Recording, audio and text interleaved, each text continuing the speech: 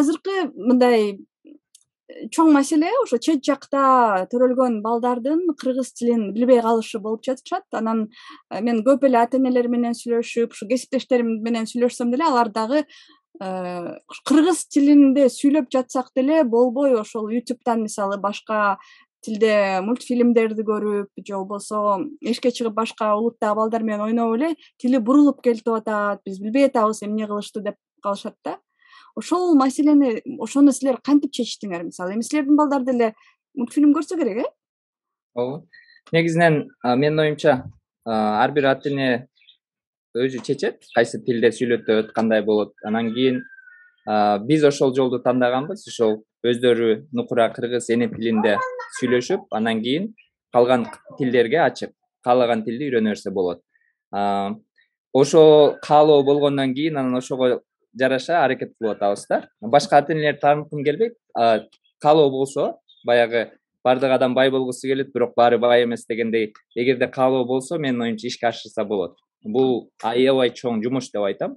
Ошо биринчи төрөлгөн күндөн баштап биз өзүбүз жанагындай пландарды түзүп алып, жаш бала уктап жаткан, эч нерсени билбеген балага биз план түзүп, жазып, ошонун үстүндө иштеп баштаганбыз да.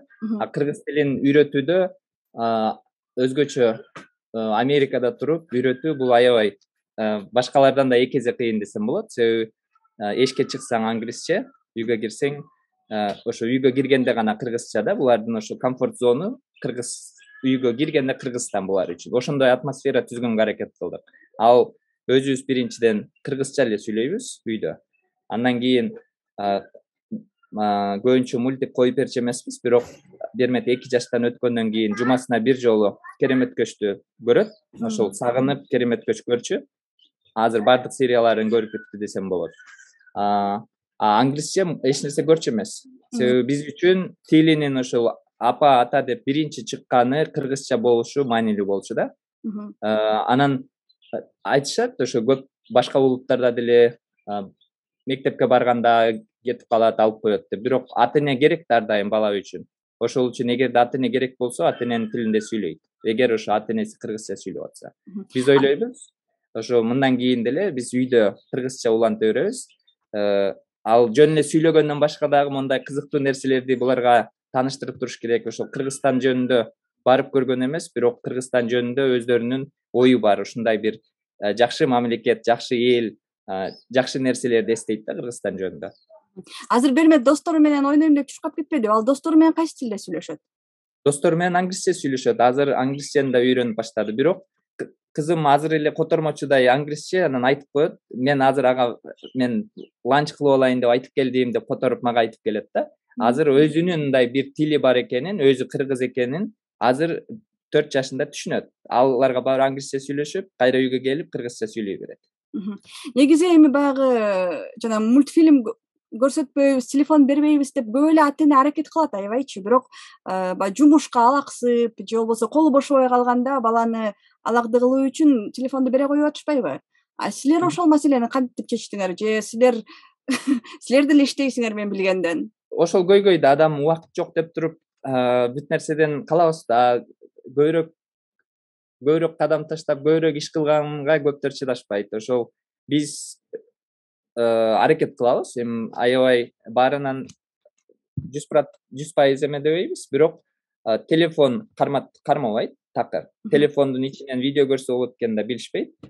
Телевизор кээ бирде өзүм айтып өткөндөй биз тандаган программаны Керемет көчтү көрөт, анан өзүнө жаккан Spirit деген ат жөнүндө кино бар. Ошону англисче көрөт. Аны жаңы эле баштады көрүп. Буга чейин бир эле Керемет көч. Телевизор, компьютер дегенде Керемет көч деле билет да. Анан өзүбүз ошо көзүнчө ошондой көрбөгөнгө аракет кылабыз. Телефонду алардын көзүнчө чукулап отурбайбыз. Себеби атасы отуруп алып телефон чукулап сүйүнүп, мындай күлүп, жакшы нерсе экенин көрсө, булар дагы ошону аракет кылат да. Телефондон билет биз көбүнчө китеп окуганыбызды. Ошо китеп окуп атсак кетип калат же жанагы барс айтып атпайбы Бермет? Мен ошол Чыңгыз Айтматовдун Тоолор кулаганда чыгармасын угуп атсам кошулуп калат да кээ биринде. Анан ошодон барс жөнүндө бир үйрөнүп, суроолорду сурап калды. Силер мисалы ошо баланы алаксытуу үчүн эмне кыласыңар анда? ойнойт. Бала деген жаратылыш табияттан ошондой да, бала ойнош керек эшикке чыгып, болгону ошондой түзүп бериш керек экен да, ошондой чөйрө. Азыр биздики эшиктин бул жерден чыкса эле эшикте чоң коро да, ошол жерге чыгып ойношот. Бош болсо эле чуркап ойношот. Ошол эле башка анан булардын эмеси деп коебуз, сос тармагы деп коебуз. Отуруп эле китеп окуп, бош болсо эле китебин ойношот да. Ошол китеп бул кечкери баягы окуу эмес, булар окуганды деле жакшы үйрөнө элек. Сүрөтүн көрөт, ар кандай китептерди биз алып келип берип турабыз бат-бат. Ушу жумасына 15 китепти алып келебиз, ошону окушуп, кайра окушуп, мондай кылып эскертип, өздөрү 5-6 класс окуп чыккандай кылып эскертип коюшат. Себеби ошол эртеден кечкери булар ушуну ойношот да китептерин. Ушу Берметте эле адамды деле ушинтип тарбиялап жатасыңар. Адам аркасынан эле Берметтин, ал Берметтен көп нерсени үйрөнөт. Андан кийин өзүнчө дагы ага көңүл бурабыз ошо. Азыр себеби Бермет китептерди окуп баштаган болсо, адам тамгаларды окуш керек. Анан жанагы Кыргызстандан келген карточкалар бар. Ошолорду бирден көрсөтүп, атайын көңүл бурабыз. Ал сүйүнүп өзүнө мындай кабыл алат да, себеби ага көңүл буруп атканыбыз үчүнчү. Ал деле ошо тили кыргызча чыкты, Тили кыргызча чыкты. Ошондо бир күндө канча саат убакыт бөлөсүңөр?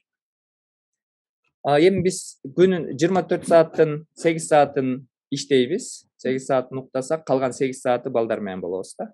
Анан иштеп атканда деле биз башка бирөө няня деген бизде жок, өзүбүз карайбыз да. Ошол үчүн иштеп наушникти салып, чуркап жүрүп эле булар менен байланыш кыла беребиз да. Бирок көбүнчө эшикке чыгып ойношот. Башкалар менен дагы communication кылышып, мындай мамиле кылганды үйрөнсүн деп эшикке чыгарабыз. Бирок силер буга чейин Чикагодо жашаганда деле, батирде жашаганда деле ушинтип ушундай эле кылчусуңар, ошол маалда деле ойночу ал. Биринчи ошол жакта башталды, ошо батирде деле ошондой чөйрө түзгөнгө аракет кылчу элек. Өзү Бермет жаш кезинде үйгө мындай картиналарды көрсүн деп бүт Кыргызстан жөнүндө, боз үй, ошол Кыргыздын эмеректерин дуалга чаптап берчүбүз. Ошолорду көрөт эле, суроо берет эле ошолор жөнүндө. Ошондой чөйрө түзчү элек да.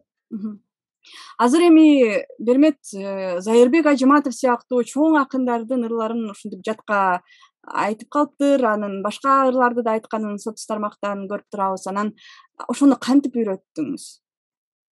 Бермет өзү эртең менен туруп, маанайы жакшы кезде өзү тандайт бүгүнкү расписаниясын. Ата бүгүн аябай ыр айткым келип атат, ыр айтайлычы, жаңы ыр жаттайлычы дейт, же бүгүн сүрөт тарткым келип атат дейт. Анан ошого жараша макул кызым анда деп жумушту бүткөндөн кийин эле ошону баштайбыз да.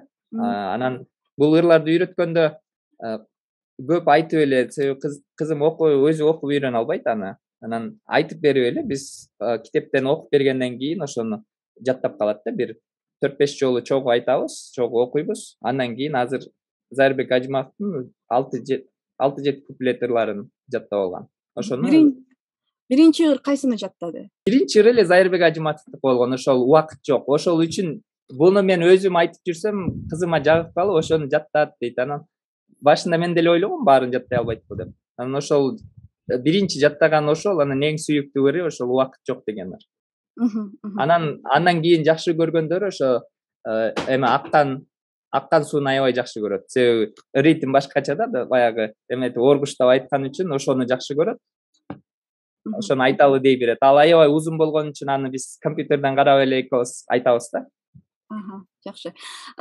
Силер Айдана экөөңөр тең IT адисисиңер, анан баланы тарбиялоону ушинтип ага ыр үйрөтүш керек экен. Бул үчүн деле атайын бир кандайдыр бир жөндөм керек да, балага бир нерсе үйрөтүш үчүн. Аны эмне, кайсы бир китептерден окуйсуңарбы, эмне кыласыңар, кайдан үйрөнөсүңөр өзүңөр?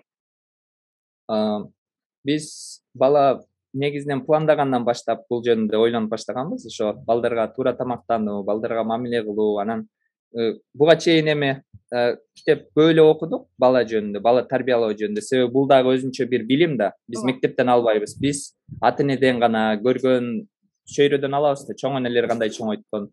Анан бирок өзүбүз ошол жаңы жолду тандап алганбыз. Аны биз баарын китептерден окудук десем болот, бирок дагы деле окуп атабыз. Мисалы, бала өскөн сайын баягы айтидегидей эле биз дагы өсүшүбүз керек да. Ошо азыр Берметтин 5 жашына даяр болушубуз керек. Буга чейин американецтер айтып коет, terrible 2, horrible 3 деп ошентип өсүп кете берет. Биринен бири жашы 11-12ге чейин тинейджер болгондо деле ар жаш чоңойгон сайын көйгөйлөр чоңоюп, алардын керектүүлөрү чоңое берет. Адан ата эне менин оюмча 1-2 кадам алдыда болуш керек. Ошол эксперттердин айтканын окуп. Бизге эме жакта акыркы китепти айдан экөөбүз чогуу окудук. Güneş'tin эмне деген эле аты? Балдарга ошо мамиле жөнүндө түрк жазуучунун китеби бар. Аябай мындай алгылыктуу нерселери көп да. Ага чейин англисче көбүнчө англис эксперттердин ошо педиатришндердин китептерин окучубуз. Чогуу окуйбуз, чтобы экөөбүз бир түшүнгөндөй болупчу балдардын. Эмне болду? Менин оюмча бала тарбиялоодо сөзсүз ата эне билим алыш керек экен деп ойлойм. Көбүнчө жаш ата энелерге ошону сунуштамакмын. Себеби биздин өзүбүздүн билген нерсебиз бул аздык кылат экен да. Баягы баланын тилинде да сүйлөшө билүү, бала эмнени каалайт, эмне үчүн ыйлайт, эмне үчүн мисалы көңүл бурдургусу келет. Ошо бардыгы сүйүүгө бөлөп чоңойтуш үчүн жардам берет экен китептерчи. Биздин ошо бир канча китептер бар, азыр буга чейин окуган эле. Мен аттарын унутуп атам. Анан дагы бир суроо, бала канчада жаткырасыңар? Эртең менен канчада турат? Ал бизде аябай чоң тема. Биз төрөлгөндөн баштаганбыз, ошо өзүбүз тандап. Ошолдон бери улантабыз. Азырга чейин ал канына сиңип калды десем болот, өздөрү билет. Азыр мисалы 8-те укташат кечки. Эртең менен кайра 8-те турушат, ошо 8-9-дун ортосунда. Түштө адам уктайт бир жолу. Неп кылат. Бермет азыр уктабай калды да. Анан калган нерсеси ошо эң главный жакшы уйкусу болот. Анан уйку жакшы уктагандан кийин маанайлары көтөрүңкү, аябай энергиясы көп болуп, адам түштө уктаганга чейин кичине мындай эметип калат, ыйлап, анан түштө уктагандан кийин кайра күлүп турат да, заряд алып. Ошол бизге рутин аябай маанилүү. Ошону бузбаганга аракет кылабыз. Чикагода дагы ошол эмнени калтырсак дагы ошол рутинди бузчу эмеспиз.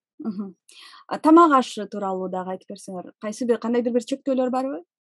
Мисалы таттуу.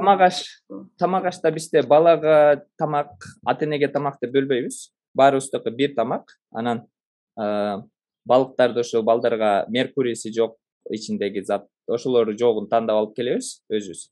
Анан калганын баары эле биз жегенди жейт, бирок ошол бизде эмне деп айтабыз? Пайдалуу тамактануу, азык түлүк менен көбүнчө азыр кызыл эт жешпейт. Биздин өзүбүздүн эмебиз ошол. Анан көп ошо спорт кылганына, көп кыймылга көңүл бурабыз. Мисалы ар 2 күндө барып сууга, океанга түшүрүп коем, сүзүшөт ошол жерде.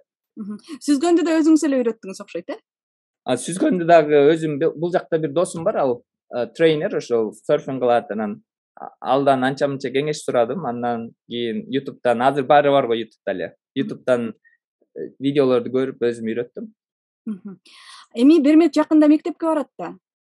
Ооба, буюрса. Англис тилдүү мектепке барат. Анан корккон жоксуңарбы?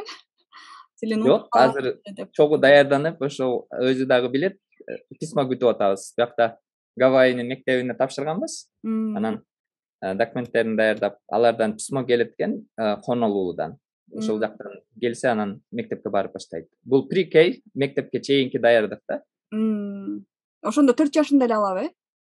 4 жашын, 3 жашынан эле баштайт экен. Азыр ошо 4 жашында барат.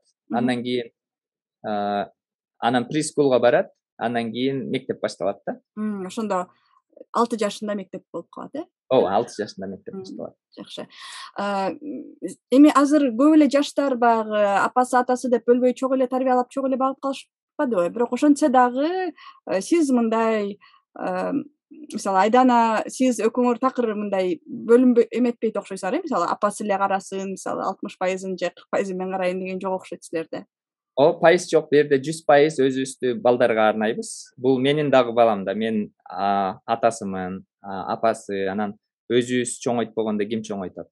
Биз өзүбүз жөн эле баланы чоңойтуп коюу, жөн чоңойтуп деле калат, өзү деле карабасак деле. Бирок биз үчүн өтө маанилүү. Себеби ата болуу, апа болуу, жанында болуу ар дайым.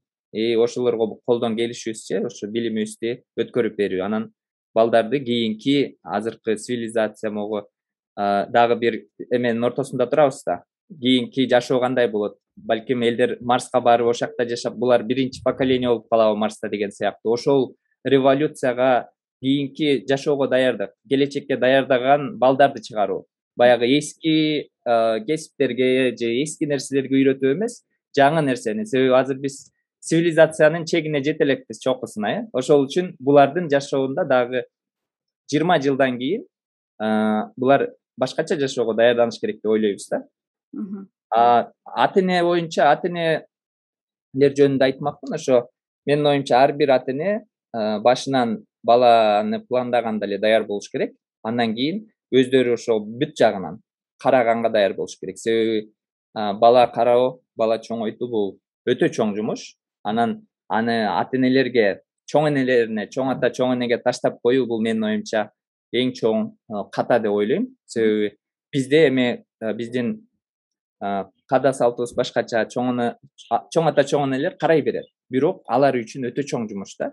Бул менин апам мени чоңойтtu, анан кийин менин баламды дагы ушинтип карып калганда кыйналып, чогуп, стресс болуп, нервин кетирип каалабайм анычы. Алар жөн гана чоң эне, сүйүктүү чоң эне, кез-кезде жолугуп ошондой чоң эне болсо жакшы болот. Ал эми балаңды таштап коюп бир жакка кетип калган, менин оюмча кандай прайс болсо дагы мындай туура эмес нерсе деп ойлойм. Жакшы, Бакыт, жакында Кыргызстан эгемендигинин 30 жылдыгын белгилейт. Буюрса 30 жылдан кийин мына ушул бермет адамдар кыргызстандыктардын бир жаңы мууну болуп калат да. Сиз ошол 30 жылдан кийин өлкөнү, ошо анын жаштарын кандай элестетесиз? Жакшы суроо, аябай мени да көп ойлонтот. Биз азыркы көрүп аткан нерселер биздин коомдо бизге жагабы, жакпайбы, көптөр жашап өтүп аткан нерселер бул 30 жыл мурунку ошол менин ата энемдин жаңы баш кошуп ошол кезге туура келет. Ошолордун жемиши десек болот да. Ал биз жагабы, жакпайбы аны өзгөртө албайбыз. Бирок кийинки 30 жылды сөзсүз өзгөртө алабыз. Себеби ар бир азыркы коомду жактырбай аткандар ата эне болушуп атат. Жаш үйлөрүндө балдар, кыздар отурат. Ошолорду тарбиялоодон башташ керек деп ойлойм. Эгерде биз жакшы коомду, жакшы келечекти түзгүбүз келсе, биз дагы ошо ата эне катары өзүбүздүн салымыбызды кошкубуз келет. Мисалы, Америкада туруп, эч нерсени үйрөнбөй эле кой, англисче үйрөнүп алса болду, жашай берет десек болот. Бирок биз үчүн маанилүү нерсе бул өзүнүн улутун, өзүнүн кайдан келгенин, өзүнүн эне тилин унутпоо да.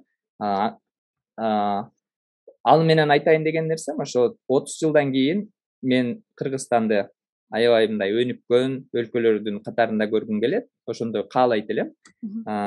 Жаштар, себеби биздеги жаштар ошо жаштар көп да бизде башка эмелерге салыштырмалуу. Ошолордун баары билимдүү болуп, билимдүү дагы маданияттуу, анан баягы адам укуктары корголгон, кыздар дагы өзүнүн мындай укугу кепселенбегенин сескен ушундай бир чөйрөдө жашагыбыз келет. Анан Берметтин азыр Кыргызстан жөнүндө билгени ошол бардык жакшы нерселер да. Ошол кызымдын азыркы элесиндеги, башындагы сүрөт Кыргызстанга барганда ошол туура келгенин каалайт элем да.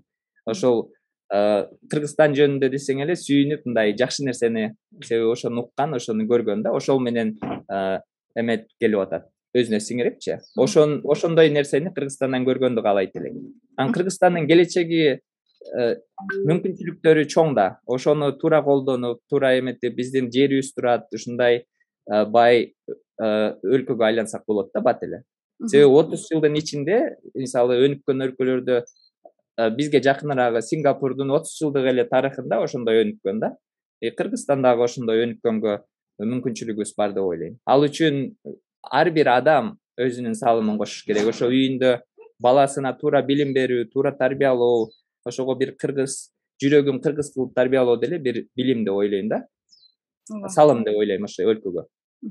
Сиз Айдана экөөңөр дагы бир чоң салым кошуп жатканыңарды билем. Силер ошол IT жаатында кыргызстандыктарды окутуп жатасыңар, акысыз. Келечек деген долбоор баштаганбыз. Азыр 3 айдан өттү. азыр сүйүнткөн нерсе окуучулар бөлүшөт өздөрүнүн проекттерин, сонун нерселерди жасап аткан, сонун проекттерди, сонун идеяларды алып чыгып аткан окуучуларыбыз бар. Азыр 2000дей окуучу калды. Өзү биз 10.000 тапшырып, анын 2700-ün кабыл алганбыз, эң мыкты дегендерин. Анан азыр 2000дей окуучу окуп атат азыр бар. 3 айга келди. Анан ошол жерде дагы мен айткым келген нерсе, биз долбоорду баштадык, бирок иштин баарын өздөрү жасап атат да, колдору мененчи. Ошо көрсө көп жаштар өздөрүнүн потенциалын дагы мындай билбей жүрүшкөндөр көп экен да. Анан түшүнүшүп, ушундай экен, менин чөйрөм ушундай болду, мен мондай жасай алат экенмин. Көрсө ушинтсе болот экен дешип, өздөрү бизде Discord деп атайын каналдарыбыз бар да, ар кандай. Ошол жака кирип карап турабыз биз. Анан алардын жыйынтыгын көрүп, өзүнчө бир экосистема түзүлдү да, бири-бирине жардам беришип, баягы агайдан, инструктордон сурашып бербейт да. Бири-бирине ал бул жерде бар, могул library'ни карасаң болот, бул фреймворкту колдон дешип эле ушинтип бири-бирин окутуп өсүп келип атат да. Ал дагы бир жакшы образец десем болот кийинки билимге ошо көңүл бурууда. Алар ар кандай, айылдардан, шаарлардан? Ооба, биз аны кыргызча баштаганбыз. Анан ар кандай статустагы, көбүнчө ошо айыл жергелерине көңүл бургубуз келген. Андан кийин ата-энелер, ошол жакта көп, апакелер көп, үйүндө балдары менен окуп аткан видеолорун киргизишет, ошо апакелерге көңүл бурганбыз. Максатыбыз ошол төлөгөнгө, өзү курска барганга акчасы жок, бирок окугусу келген. Анан ошону биздин жанагы тесттерди тапшырып, ошону мындай көрсөткөн, каалоон көрсөткөн адамдар болгон. Анан ошолорду жакшы эле тандаппыз деп ойлодук. 2700 бул бир мектептин окуучуларынан да көп окшойт негизи. Айылдарда менин 800 миңдей эле киши окуйт бир мектепте. Ооба да, башында азыраак баштаганбыз, кийин биз көбөйттүк, себеби 10.000 адам тапшырды да application. Анан биз кой эми көбүрөөк дагы кошумчалайлы деп, ошо көбүрөөк адамды кабыл алганбыз да. Негизинен каалоону көрүп, элдердин каалоонун көрүп, биз көбүрөөк адам кабыл алдык. Кантип убакыттап аларды кантип окутуп атасыңар анан? Биз эми демөөрчүбүз, айдан экөөбүз өзүбүз.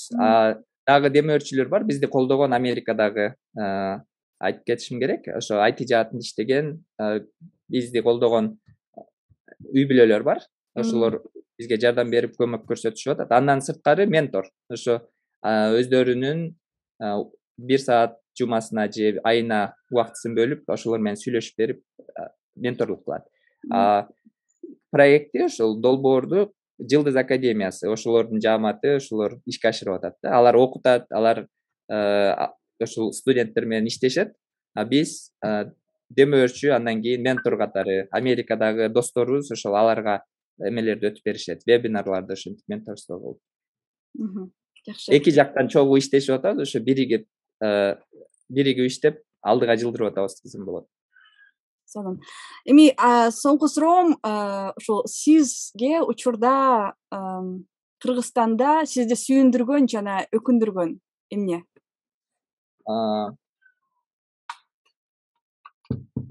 Мен негизинен жаңылыктарды карап турабыз. Анан биздин коомдо болуп аткан нерселер, кыргыз жараны катары көп эле нерселер бар. Эми айтпайын десең деле терс нерселер көп да бизде.